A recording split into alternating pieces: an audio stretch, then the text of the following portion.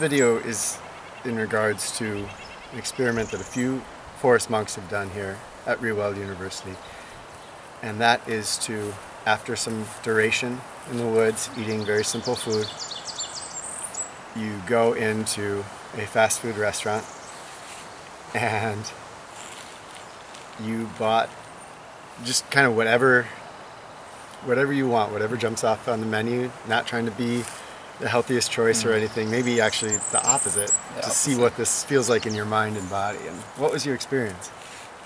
Yeah, I definitely didn't put any limitations on myself when I went into the McDonald's. You went to McDonald's, okay. McDonald's. Wasn't it? Yeah, I think so, yeah. I think so. Doesn't really matter either. Like, it's considered bad food regardless if it's any of those general fast food restaurants. Yeah, so I'm not sure. I don't think I ate breakfast that day either. Like, deliberately. I kind of wanted to hurt myself on this experience. So I went in and yeah, I've been to McDonald's before. It was quite familiar in a sense. But I'm not sure. For some reason, I wasn't able to like order properly. I had to like ask, do you have this, do you have that? Because the menus were like too much for me. Like, it was kind of like sensory overflow, I think. Oh yeah. I wasn't really able to like understand. Like, I understand English, but I didn't understand the menu. So I had to ask, and the cashier, like, that was probably the first time someone has asked her, like, do you have this? Like, they're so used to people just asking for the usual stuff. But yeah, I did my first order. I say first because I had to order 2 times. And I think it was, let's see if I remember, it was like McDouble, like bacon McDouble something with barbecue. Yeah, it was really nice. And also medium fries and like Coca-Cola, and also Big Coke? I think it was a medium Coke. Medium Coke? Okay. Yeah, because I really don't like the Coke at McDonald's. I like Coca-Cola, but not at McDonald's. So, and also some sort of like ice cream thing. Not an ice cream, but like this Mac something. Hummingbird. Yeah, I didn't realize what that was. That actually scared me. I thought it was like something growling behind me. Yeah, so I ate that. Okay, so I have to admit, it kind of like it tastes good in a way. It tastes good in the same way that it tastes good when I ate it back home. Yeah. But when I've been out here at Reweld, I've learned there's other ways to have good food. Like, I'm not sure, maybe we've just been taught that this is how good food is, and out here I've discovered like things like making it yourself makes a difference, and like making things from the bottom up makes a difference. So I've gotten used to out here to really taste better food without them being like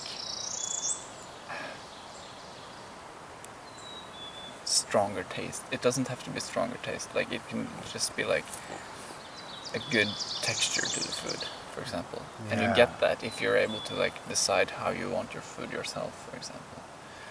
And if it's mass produced, yeah, that kind of says itself that it might not be as good. But it tasted good because it was a lot of sugar, I think. Not just sugar, but like, I'm not sure how to describe the temptation part.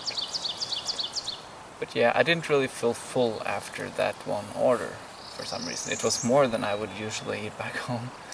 So one, I've been conditioned to eat more than I'm used to out here. And two, the food I don't think is that filling, really. And the best way I could describe it was, it felt like getting full in the sense that it was kind of like a bubble or a balloon in my stomach expanding. I remember you saying that. Almost you felt a ball in your A balloon. In your stomach. Yeah, it's kind of like it takes up space at the same time as it's like really not that much volume. And this doesn't. Now that was a different sensation than, let's say, you have a big meal over the campfire. Oh yeah, definitely. It's hard to describe though, but for example, when I did my second order and I was done with that, I kind of felt full. Then it was more like a hard lump in my stomach. But when I'm really full out here, it's like I feel like singing. I feel like playing the guitar or writing stuff. I feel creative. I feel happy. Like that's when I feel like, oh, now I'm really full because I feel happy. There it was more like full as in the terms of like it's no more space. Kind of. And I don't think that's necessarily what you want. It's just so it kind of turned from a balloon into like this hard lump kind of, and in that sense I felt full, but what about afterwards? How did you feel in the next hours, next days? So then I have to mention that I went to Marketplace afterwards. Oh yeah. We were supposed to go there and we were supposed to meet there after I've been there and like bought my stuff. And I had the opportunity to buy everything I wanted. Yeah. And still I couldn't, okay, so I wasn't really full. So it was still kind of like a hard balloon then, I guess. Because I had space for donuts and all kinds of other stuff. When I was at Marketplace, I bought like glazed donuts and stuff. Buying that at a grocery store might not even be the best donuts. So, but I bought a lot of sweets that I didn't eat immediately, but I ended up eating them when I returned to the cabin. Like, I didn't tell you about most of those sweets. I told you about the Cheetos, but there was more. And I ate a lot of it in one day. What ended up happening was the other day I like literally got sick in a different way than I've been sick before. Like I didn't like get a cold or something like that. It was more like visible symptoms on my body, kind of. It sounds worse than it is, but it's like it was just surprising to me that in one day I could see such difference, and I really didn't feel well in general. And most of all, like I could notice my energy being more like fluctuating. Oh, interesting. Yeah. And at the end of it, I don't really, like at the time, I was like, yeah, this is what I want to do. This is what I really want to do right now. I want to eat all this chocolate. I want to eat all these sweets. But when I'm here talking now, like I can't look back and say like, oh, I'm really glad I did that. It's like it's just a temporary thing that's happening, and it's like I couldn't say that it has helped me in any way on the long run to eat those sweets. It's just like this short-term temptation we have, which is doing good for us, kind of. One last thing that was interesting for me was that, so previously you smoked. Yeah. And you had the option to buy a pack of cigarettes at the grocery. You weren't there. Yeah. So I kind of was confronted with that option if I wanted to. And I wanted to, like, I was literally considering, like, walking my car through the store being like, where are Kenton and Rebecca? Like, are they going to see me if I buy a pack of cigarettes? Let's be quick because I want to do that before they get here. I was, like, literally planning to do it.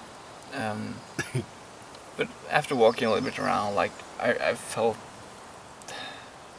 I just knew how bad I would feel about doing that during this program afterwards. So just kind of like it was kind of not for my body's best interest, but for my own conscience best interest.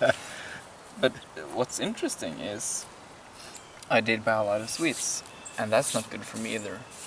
Which tells me, and yeah, I've been smoking for, hard to say, like 4 years. 4 years, okay. Probably, like So it's pretty ingrained. At least 3 years, like consistently. Like most people would expect that to be an ingrained habit.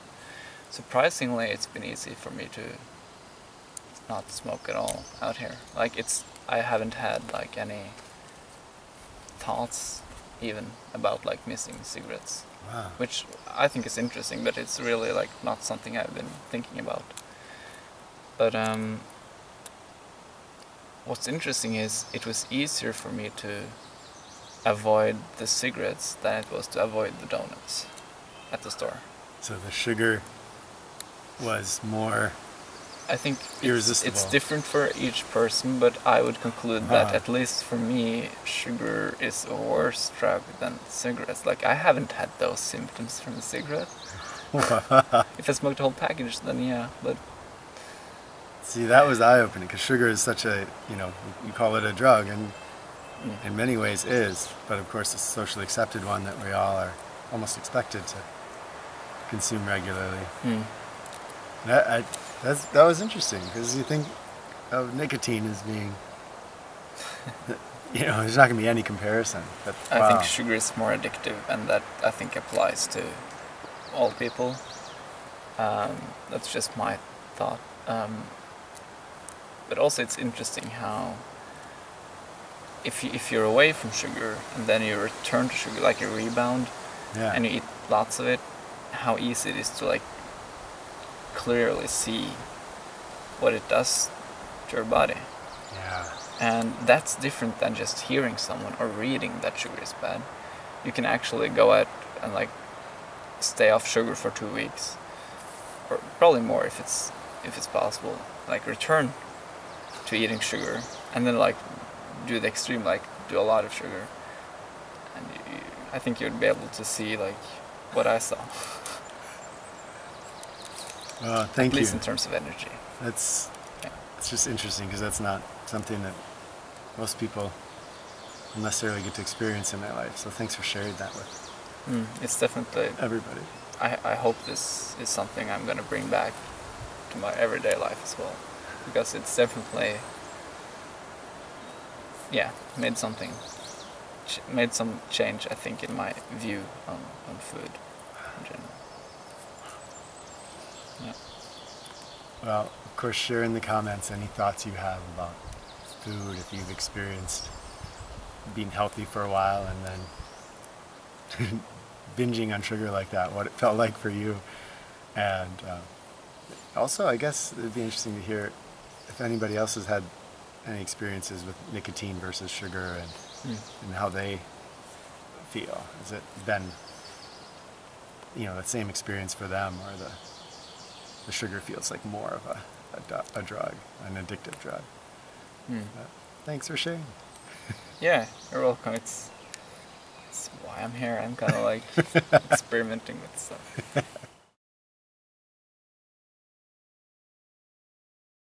And also, I just think it's interesting how I haven't had like, what would you call it, like thing you get if you're away from a drug.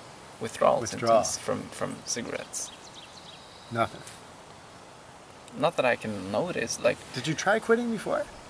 Yeah, but I think that, but it's at the same time half yes and half no. It's like you tell yourself I'm gonna quit, and then you throw the package in the bin. And it's like, I'm going to a party next week. It's like, I guess I can like buy just a small package, it's just for this week, just this weekend, or maybe I can transition into just smoking at parties. That sounds a good idea. That sounds like a compromise. Good balance, yeah. And then you do that, and then you're back on, but out here it's like it's not even available, and that's why I think there hasn't been much missing of the cigarette, because when it's not that accessible, I don't think it pulls you in that much. So I don't think I was really as addicted as I thought I was. I wonder how much of addiction is that availability, huh? Yeah. There's more than just cigarette that applies for. I think there's a lot of other addictions, internet stuff that I've been addicted to, and out here, since it's not as accessible, I don't feel like I'm missing it even. It's like not even on my mind. Wow. So I think accessibility is a bigger factor in addiction than we've been told, actually.